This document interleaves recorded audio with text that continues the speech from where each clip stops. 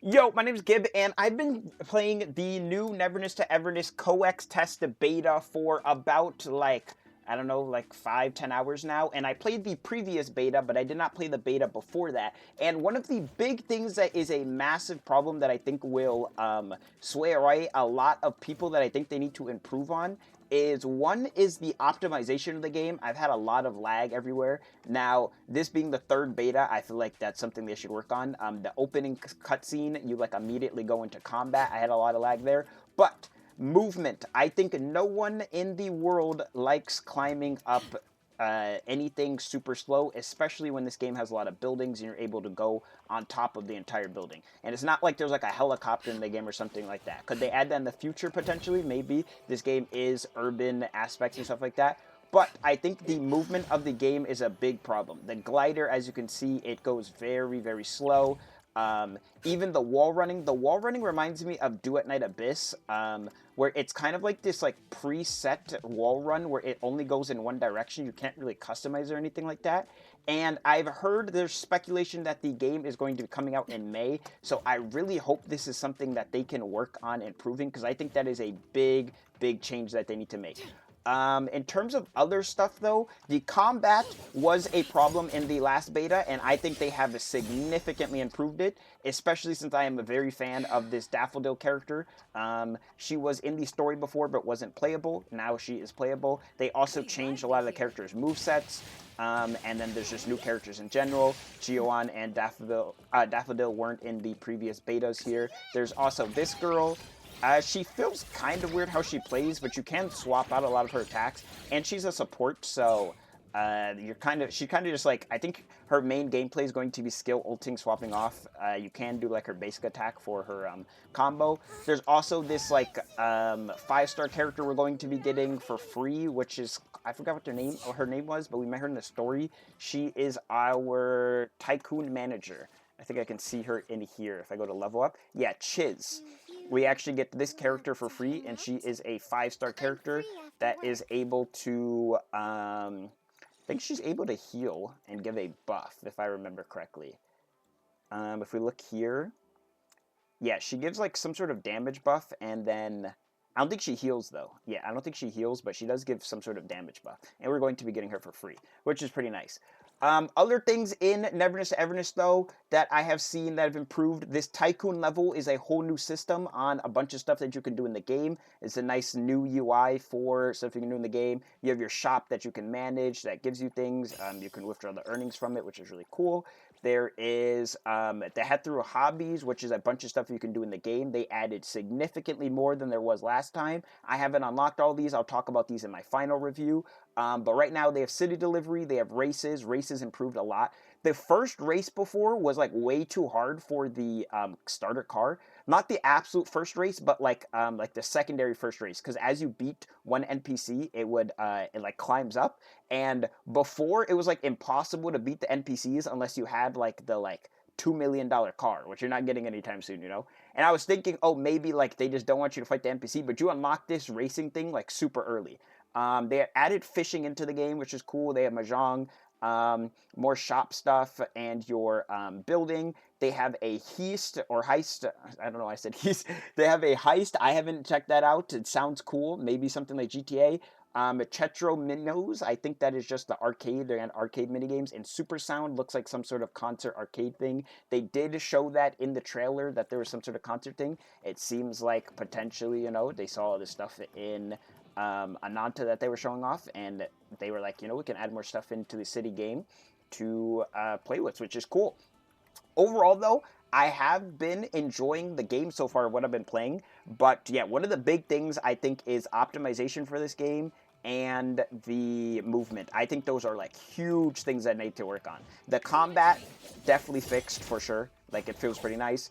They changed how parries work. Parries now, you can parry with your skill and your basic attack, similar to Zenless and Wuwa in a way. But yeah.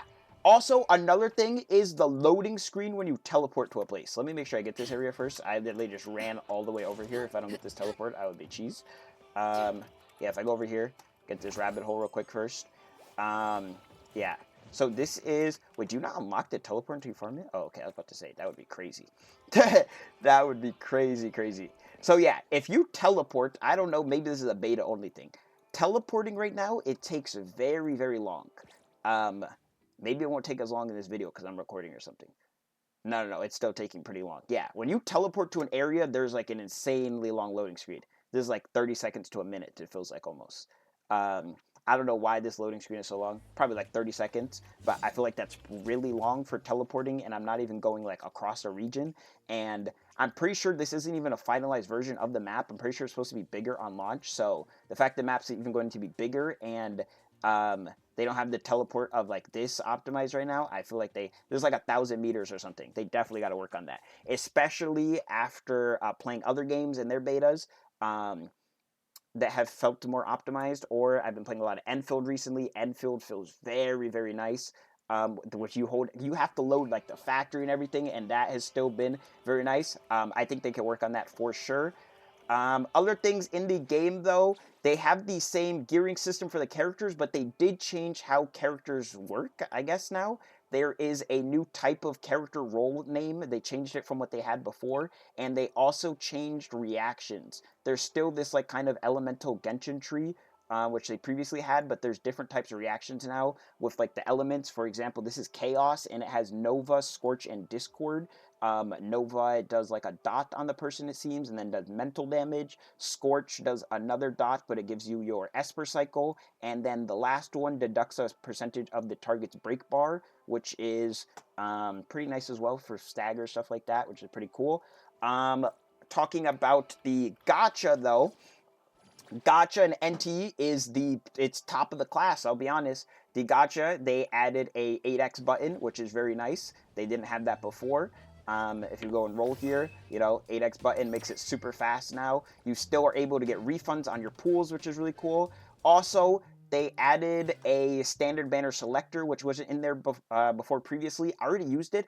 Also, what's nice about this standard banner selector is it is the same as Zenless, where you can get a 5-star early in this, and it won't count because the 5-star selector that you get on this is actually a selector, right? So it doesn't it's not affected by your pity or anything, which is really nice. And on top of that, the pools that you do on that banner count towards your standard banner total pity, if I'm correct on that. I'm pretty sure these count toward it. I'm 22 out of 90 because I got a character already early, so that's why it's not like 50 or 70 out of 90.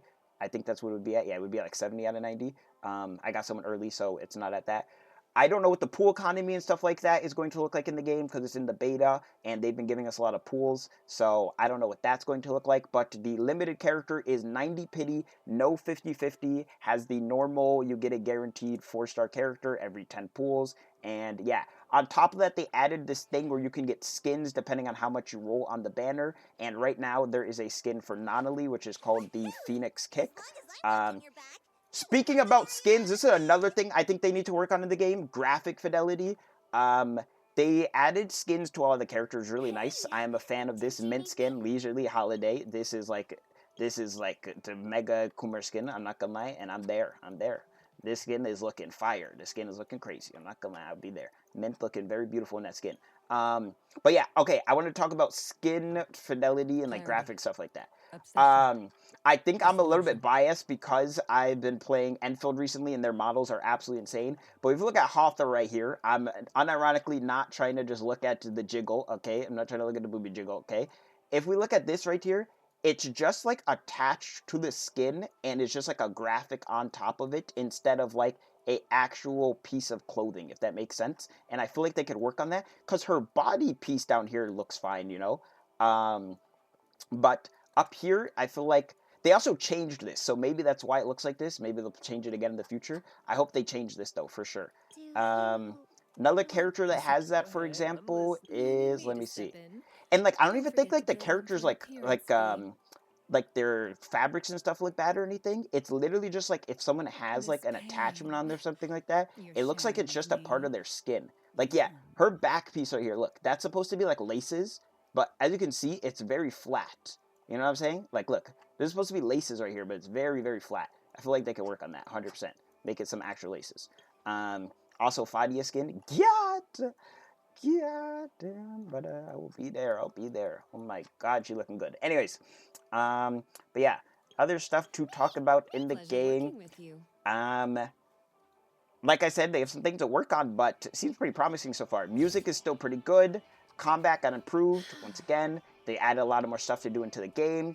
And yeah, I really want to talk about movement optimization. I think those are a huge thing they need to work on in the game. Hopefully, you know, NT devs, you see this, you guys need to work on your optimization and your movement. Please, please. Like, no troll, like, no one wants to do this. No one wants to go onto a building and you do this.